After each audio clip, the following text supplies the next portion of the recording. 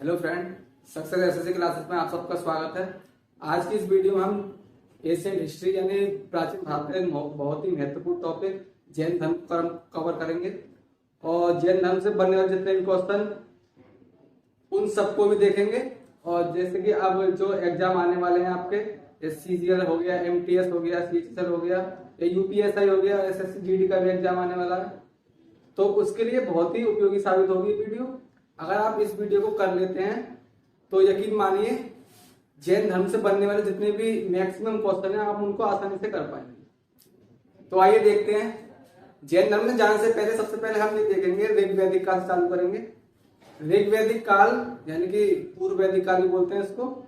और ऋग वैदिक काल में क्या था, जब उस समय पे सब कुछ स्थितियां सामान्य थी और सही चल रही थी। जैसे स्त्रियों को भी समान अधिकार थे उसमें, और वर्ण व्यवस्था यानी कि जो जाति व्यवस्था थी वो भी नहीं थी। जाति व्यवस्था थी लेकिन वो केवल कर्म के आधार पर थी, जैसा काम करेगा आदमी वैसा ही था। लेकिन जैसे जैसे हम आगे बढ़ते गए, उत्तर वैदिक काल की ओर आगे बढ़ते गए, तो समाज में जैसे आर्थिक स्थिति और सामाजिक स्थिति और धार्मिक स्थिति, इन सभी स्थितियों में बदलाव धीमे धीमे आने लगे।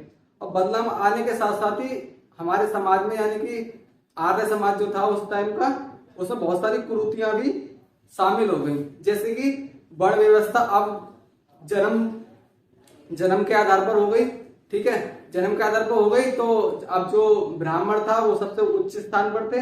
अब ब्राह्मणों ने थोड़ा अपना गलत व्यवहार दिखाया और इस वजह से जिसका विरोध भी हुआ, और विरोध के कारण ही आज हमारे सामने परिणाम स्वरूप ये कुछ नए नए धर्म भी निकल के आने लगे, जिसमें से जैन धर्म और बौद्ध धर्म बहुत ही महत्वपूर्ण है हमारे एग्जाम्स के लिए। और उनमें से आज हम जैन धर्म को कवर करेंगे। तो आइए शुरू करते हैं जैन धर्म। देखिए जैन धर्म में जैन शब्द जो है वो जिन से लिया गया है। जिनका क्या अर्थ है? जिनका अर्थ है जीतने वाला, जिसने अपना तन मन और वाणी को जीत लिया है। ठीक है, अगला पॉइंट है जैन धर्म की स्थापना का श्रेय जैनियों के प्रथम तीर्थंकर ऋषभदेव को माना जाता है। देखिए जैन धर्म की स्थापना तो बहुत पहले हो चुकी थी, लेकिन जो हमारे पास जो इसके प्रमाण हैं यानी कि जो जिनसे हमें ये पता लगता है कि जैन धर्म की स्थापना कहां से हुई थी, उसमें जैनियों के प्रथम तीर्थंकर ऋषभदेव को माना जाता है। अब तीर्थंकर क्या चीज है? तीर्थंकर को हम एक तरह से धर्म गुरु बोल सकते हैं। ठीक है, और जैन धर्म में टोटल 24 तीर्थंकर हुए हैं, जिसमें से महत्वपूर्ण है एक तो ये वृषभदेव यानी कि इनका नाम वृषभदेव है, आदिनाथ है, और एक है महावीर स्वामी 24वें तीर्थंकर है, एक है 23वें अश्वसेन। केवल इनके बारे में पढ़ना होता है। हालांकि 22वें अगस्त्यनेमी भी है, उनके बारे में ज्यादा जानकारी नहीं है, इस वजह से हम उनको नहीं पढ़ते हैं और परीक्षा की दृष्टि से वो इंपॉर्टेंट भी नहीं है। तो सबसे पहले हम पढ़ेंगे आदिनाथ ऋषभदेव या फिर वृषभदेव। ठीक है, ऋषभदेव का उल्लेख, देखिए ऋषभदेव का उल्लेख ऋग्वेद में मिलता है, विष्णु पुराण में मिलता है, और श्रीमद् भागवत में मिलता है, और भागवत पुराण में ही मिलता है। और ये जो तीर्थंकर हुआ करते थे कुछ प्रतीक चिन्ह भी हुआ करते थे, जैसे कि आदिनाथ यानी ऋषभदेव का जो प्रतीक चिन्ह था वो था सांग। इनसे भी अगर आपके एग्जाम में क्वेश्चन बनता है कि ऋषभदेव का प्रतीक चिन्ह क्या था, तो उसका आंसर क्या हो जाएगा? सांग। ठीक है, इनका जन्म अयोध्या में हुआ था। ठीक है, और इनकी मृत्यु हुई थी कैलाश पर्वत पर। इनके दो पुत्र थे, एक थे भरत और बाहुबली। ठीक है, और जो बाहुबली है उनकी एक मूर्ति बनी हुई है, कहां पर? श्रवणबेलगोला। ये कहां पर है? कर्नाटक में है। और इसे बनवाया किसने था? गंग वंश के राजा थे राजमल चतुर्थ। इनके एक सेनापति थे चामुंडरी, उन्होंने इसको बनवाया था।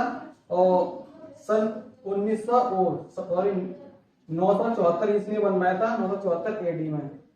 ठीक है, और जिसका हर 12 वर्ष के बाद महामस्तकाभिषेक होता है, जिसमें जो लास्ट टाइम जो महामस्तकाभिषेक जो हुआ था उसमें हमारे मोदी जी भी गए थे। ठीक है, अब बात करेंगे अगले जो 23वें तीर्थंकर है पार्श्वनाथ। इनका जो प्रतीक चिन्ह है वो है सर्प। में लिखा नहीं, लिख देता हूं। इनका प्रतीक चिन्ह है सर्प। ठीक है, इनका जन्म हुआ था वाराणसी में। और इनके पिता हैं अश्वसेन, जो कि वाराणसी के ही राजा थे। इन्होंने क्या किया था, 30 वर्ष की आयु में अपना गृह त्याग किया था। ठीक है, और 83 दिन की कठोर तपस्या के बाद 84वें दिन इनको ज्ञान की प्राप्ति हुई थी। ठीक है, और अगला पॉइंट है, पार्श्वनाथ ने जैन धर्म के 4 मुख्य महाव्रत को दिया। देखिए ये सबसे ज्यादा इंपॉर्टेंट है, इन्हीं से अगर पार्श्वनाथ में क्वेश्चन बनता है तो इनसे ही बनता है। और ये व्रत कौन कौन से थे महाव्रत? एक तो सत्य यानी कि सच, अहिंसा यानी कि मारपीट न करना, यानी खून खराबा से दूर रहना, अस्तेय का मतलब है चोरी न करना।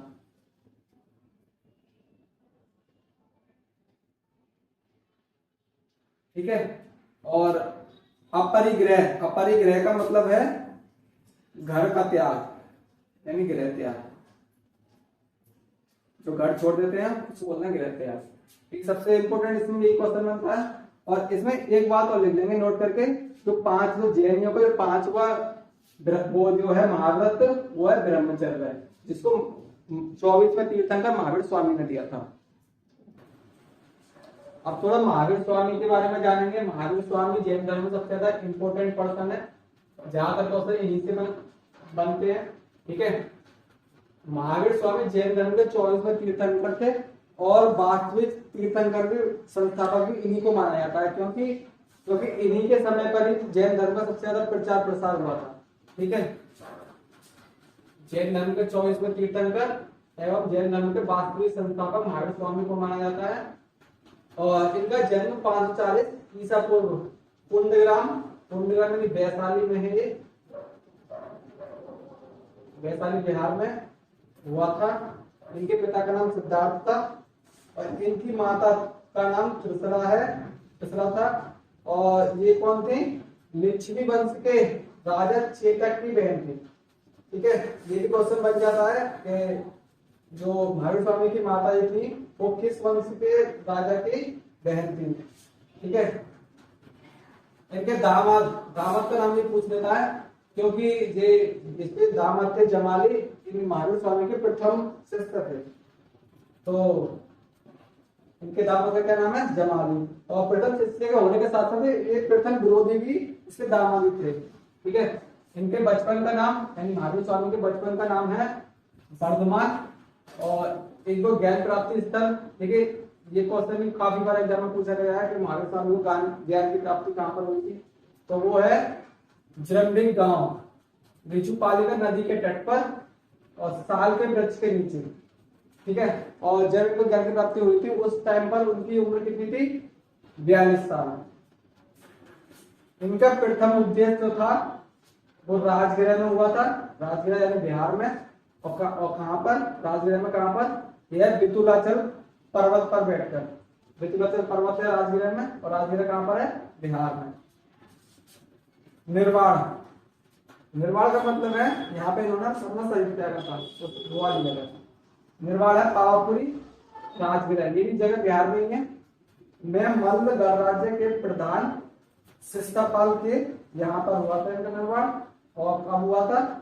ये हुआ था 468 ईस्वी पूर्व में, यानी कि इनकी मृत्यु हुई थी 468 ईस्वी पूर्व में सभी। अब इन्होंने जैन संघ की भी स्थापना की थी महावीर स्वामी ने। ठीक है, तो जैन संघ, महावीर स्वामी ने जैन संघ की स्थापना की थी, जिसमें टोटल 11 अनुयायी थे। ठीक है, और उनमें से कुछ 3-4 अनुयायी मैंने यहाँ पर लिखे हैं, इनके क्रमानुसार ये हैं। सबसे पहले महावीर स्वामी, फिर सुधर्मन, फिर जम्मू स्वामी। ये 3 ही याद रखने हैं, इनसे क्वेश्चन बनेगा तो इनसे बन जाएगा। ठीक है, ज्यादा इंपोर्टेंट भी नहीं है वैसे। अगला पॉइंट है, महावीर स्वामी के समय जैन धर्म का सर्वाधिक प्रसार हुआ, मैंने बताई थी पहले। महावीर स्वामी के, अब देखिए महावीर स्वामी के समकालीन जो शासक थे उनके कुछ नाम लिखे मैंने, देखिए कौन कौन है वो। एक तो बिंबिसार, अजातशत्रु, चेतक, ये सभी जैन धर्म के अनुयायी थे। ठीक है, और मौर्य वंश का शासक चंद्रगुप्त मौर्य भी जैन धर्म का अनुयायी था। और एक और है कलिंग नरेश खारवेल भी जैन धर्म का अनुयायी था। और खारवेल इसलिए इंपॉर्टेंट है क्योंकि इसने उदयगिरी में जैन भिक्षुओं के लिए गुफाओं का निर्माण कराया था।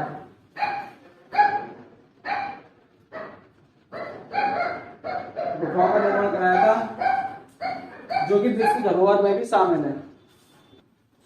देखिए आगे देखते हैं, जैन धर्म में त्रिरत्नों का भी बहुत महत्व है, इनसे भी अक्सर क्वेश्चन पूछे जाते हैं।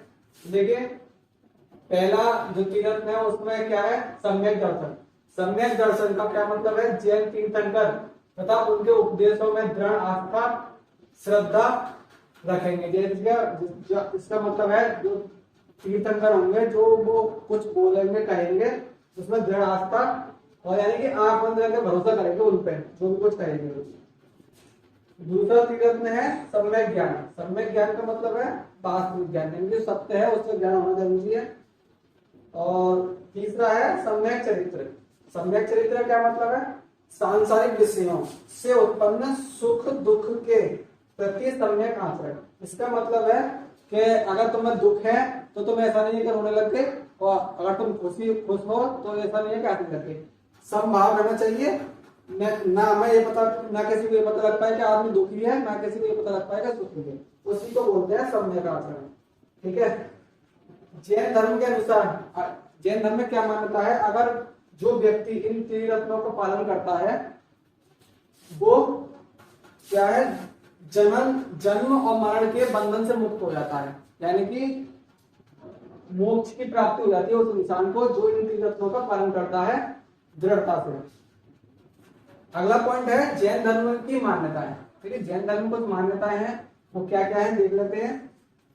जैन धर्म में अहिंसा पर विशेष बल दिया गया है, और जैन धर्म में कृषि एवं युद्ध में भाग लेने पर प्रतिबंध लगाया गया है। देखिए युद्ध में तो भाग लेने पर प्रतिबंध लगाया, इसका समझ में आता है, लेकिन कृषि पर भाग लेने में भी प्रतिबंध लगाया, ये थोड़ा समझ से परे है। जैन धर्म में क्या मान्यता है कि कृषि में तुम्हें पता होगा बहुत सारे कीड़े वगैरह आ जाते हैं तो वो भी कट जाते हैं, इस वजह से जैन धर्म में इस चीज की मनाही है। जैन धर्म में कर्म फल भी जन्म मृत्यु का कारण है, यानी कि जैसा जो आदमी कर्म करता है उसी के हिसाब से जन्म और मृत्यु होती है। जैन धर्म में, हालांकि जैन धर्म में ईश्वर को स्वीकारा तो नहीं गया है, लेकिन सृष्टिकर्ता के रूप में ईश्वर को मान्यता दी गई है, लेकिन फिर भी उसको जिन से नीचे रखा गया है। जिनको बताया था मैंने, सबसे पहले बताया था जिन मतलब जीतने वाला। ठीक है। संसार त्याग तथा संन्यास मार्ग ही व्यक्ति को सच्चे मार्ग पर ले जा सकता है, ये भी जैन धर्म की एक मान्यता है। लेकिन जैन धर्म में कुछ संगतियां भी हुई थी, कुछ सम्मेलन हुए थे, उसमें देख लेते हैं कुछ। पहला सम्मेलन हुआ था पाटलिपुत्र में सन 300 ईसा पूर्व में। इसके जो अध्यक्ष थे वो थे स्थूलभद्र। ठीक है। और इसी सम्मेलन में जैन धर्म दो हिस्सों में बढ़ गया था। कौन कौन से, दिगंबर और श्वेतांबर। श्वेतांबर जो संप्रदाय था वो स्थूलभद्र के साथ चला गया था, और जो दिगंबर संप्रदाय था वो भद्रबाहु के हिस्से में चला गया था। लेकिन दूसरी बहुत वो जैन संगति हुई थी बल्लवी गुजरात में, और इसके जो अध्यक्ष थे वो देव ध्रिगण थे। ठीक है। अब श्वेतांबर और दिगंबर में कुछ अंतर है, उसको देख लेते हैं। जैसा कि मैंने बताया श्वेतांबर और जो जैन धर्म जो था जो दो हिस्सों में बढ़ गया था, श्वेतांबर और दिगंबर में। तो श्वेतांबर संप्रदाय के जैन मुनि जो होंगे वो श्वेत वस्त्र धारण करते हैं, जैसा कि नाम से पता पड़ रहा होगा। श्वेतांबर यानी श्वेत यानी सफेद। ठीक है। और दिगंबर जो मुनि है वो वस्त्र धारण नहीं करते। दिगंबर परंपरा के अनुसार स्त्रियां मुक्त नहीं हो सकती। देखिए स्त्रियां मुक्त क्यों नहीं हो सकती, क्योंकि दिगंबर जो संप्रदाय है उसमें कपड़े पहनना मना है, जबकि स्त्रियों को कपड़े पहनने पड़ते हैं। इसमें से दिगंबर परंपरा मानना है कि स्त्रियां मुक्त नहीं हो सकती, जबकि श्वेतांबर में इसका उल्टा है। श्वेतांबर में है कि स्त्रियां मुक्त हो सकती हैं। दिगंबर के अनुसार महावीर स्वामी ब्रह्मचारी थे, जबकि श्वेतांबर संप्रदाय के अनुसार महावीर स्वामी विवाहित थे। देखिए महावीर स्वामी विवाहित थे, कभी उनके दामाद थे, ये भी हमको पता है, हमने थोड़ी देर पहले पढ़ा था। तो देखिए ये था जैन धर्म। आगे अगली वीडियो में बौद्ध धर्म को कंप्लीट करेंगे। तब तक के लिए अपना ध्यान रखें। धन्यवाद।